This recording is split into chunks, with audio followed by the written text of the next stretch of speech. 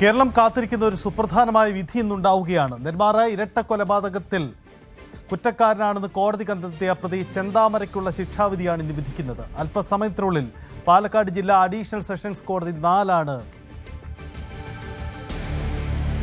ശിക്ഷ വിധിക്കുക. കേസിൽ ചെന്താമര കുറ്റക്കാരനാണെന്ന് കഴിഞ്ഞ ആഴ്ച തന്നെ കോടതി കണ്ടെത്തിയിരുന്നു. ഇയാൾക്ക് വധശിക്ഷ തന്നെ നൽകണമെന്നതാണ് പ്രോസിക്യൂഷന്റെ വാദം. എന്നാൽ പ്രായം കണക്കിലെടുത്ത് പരമാവധി ശിക്ഷ നൽകരുത് എന്നാണ് പ്രതിഭാഗം ആവശ്യപ്പെട്ടത്. എന്താണ് ഇന്ന് കോടതിയിൽ സംഭവിക്കുന്നത്? കേരളം കാത്തിരിക്കുകയാണ്. CV അനുമോദ് നമുക്കൊപ്പം ഉണ്ട്. അനുമോദ്, 11 മണിക്ക് തന്നെ ശിക്ഷാവിധി ഉണ്ടാവുമെന്ന് കരുതുന്നു. ഇതിപ്പോൾ നമ്മൾ കാണുന്നത് കോടതിയിൽ നിന്നുള്ള ചില ദൃശ്യങ്ങളാണ്. കോടതി പരിസരത്തേക്ക് ഇന്ന് പ്രതിയെ അടക്കം കൊണ്ടുവരുന്നുണ്ട്. ഒപ്പം തന്നെ കൊല്ലപ്പെട്ടവരുടെ മക്കളടക്കം പങ്കെടുത്ത ചെന്താമരയെ ശിക്ഷാവിധി കേൾക്കുന്നതിന് വേണ്ടി കോടതിയിലേക്ക് കൊണ്ടുവരുന്നു എന്നതാണ് നമ്മൾ ആ ദൃശ്യങ്ങളിലൂടെ കാണുന്നത്. കഴിഞ്ഞ ദിവസങ്ങളിലൊക്കെ കോടതിയിലുണ്ടായിരുന്നു. ഇതിനിടയിൽ ഒരു ദിവസം ഓൺലൈനായിട്ടാണ് ഹാജർ. ഇതാ മൈക്ക് വയ്ക്കുന്നു മാധ്യമങ്ങൾ.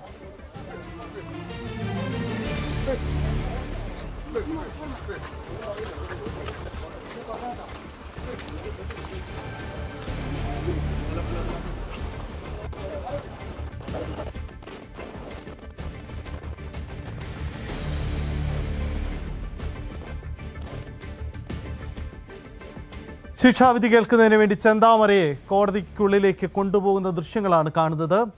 ഇന്ന് ശിക്ഷ പറയും എന്ന് ഉറപ്പാണ്. കഴിഞ്ഞ ദിവസം അതിൻ്റെ ബാക്കി നടപടിക്രമങ്ങളെല്ലാം പൂർത്തീകരിച്ചിരുന്നു. മാധ്യമങ്ങളോട് എന്തെങ്കിലും പ്രതികരണങ്ങൾ ചെന്താമര നടത്തിയോ എന്ന കാര്യം വ്യക്തമല്ല. കഴിഞ്ഞ ദിവസം കോടതിയിൽ ചില പരാമർശങ്ങൾ ചെന്താമര നടത്തിയിരുന്നു എന്നതും കൂടി എടുത്തു പറയേണ്ടതുണ്ട്. കൂസലില്ലാതെ, കുറ്റബോധമില്ലാതെ കോടതിക്ക് മുന്നിൽ നിൽക്കുന്ന ചെന്താമരയാണ് കഴിഞ്ഞ ദിവസങ്ങൾ കണ്ടത് നമ്മൾ. CV അനുമോദ് നമുക്കൊപ്പമുണ്ട്. അനുമോദ്, ചെന്താമരയെ കൊണ്ടുവന്നു കഴിഞ്ഞു. കോടതി നടപടിക്രമങ്ങൾ കൃത്യം 11-ന് ആരംഭിക്കും. അപ്പോൾ ആദ്യം തന്നെ വിധി പറയും, അങ്ങനെയാണോ പ്രതീക്ഷിക്കേണ്ടത്? സജിത്ത്, ചെന്താമരയെ കോടതിയിലേക്ക് എത്തിച്ചിട്ടുണ്ട്. ഇപ്പോൾ അദ്ദേഹം ജഡ്ജി ചേംബറിലുണ്ട്. 11 മണിക്ക് തന്നെ കേസ് ആരംഭിക്കുമെന്നാണ്, കോടതി ആരംഭിക്കുമ്പോൾ തന്നെ ആദ്യ കേസായി പരിഗണിക്കുമെന്നാണ് അറിയാനാകുന്നത്. ഒരുപക്ഷെ കേസെടുത്ത് പിന്നീട് മാറ്റിവെക്കുമോ എന്ന് പറയാനാകില്ല. എന്താണെങ്കിലും അല്പസമയം മുൻപ് ചെന്താമരയെ വിധി കേൾക്കുവാനായി ഈ കോടതിയിലേക്ക് കൊണ്ടുവന്നു. എന്തെങ്കിലും പറയാനുണ്ടോ എന്ന ചോദ്യത്തിന് ചെന്താമര മറുപടികളൊന്നും പറഞ്ഞിട്ടില്ല. നമുക്കറിയാം, ഈ കേസിൽ കാത്തിരിക്കുന്നത് എന്ത് ശിക്ഷ വിധിക്കും എന്നുള്ളത് മാത്രമാണ്. ഇയാൾ കുറ്റക്കാരനാണെന്ന് കോടതിക്ക് മുമ്പിൽ തെളിഞ്ഞു കഴിഞ്ഞതാണ്.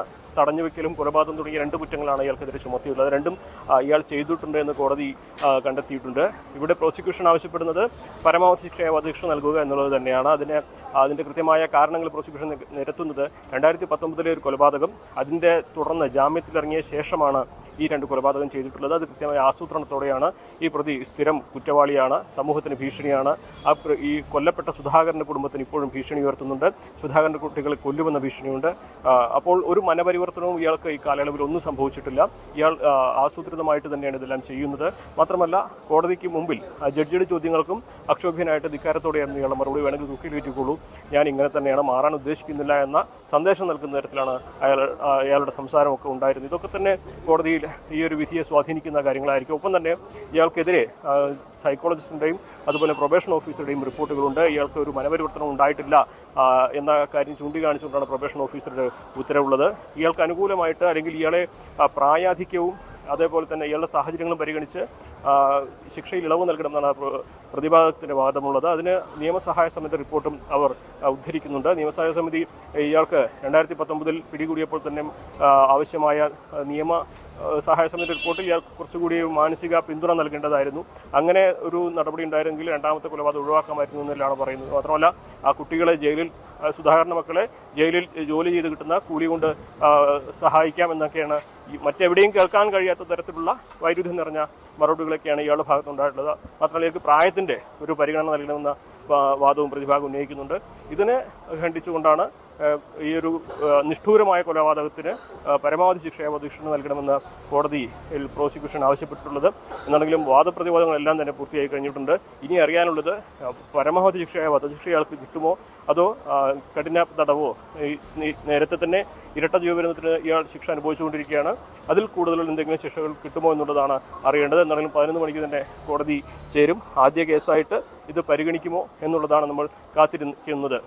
സജിത്ത്, എന്തായാലും എല്ലാവരും കാത്തിരിക്കുന്നത് തന്നെയാണ്. കാരണം ചെന്താമരയ്ക്ക് എന്ത് ശിക്ഷ എന്ന പ്രധാനപ്പെട്ട കാര്യം കൂടിയാണ് അറിയേണ്ടത്.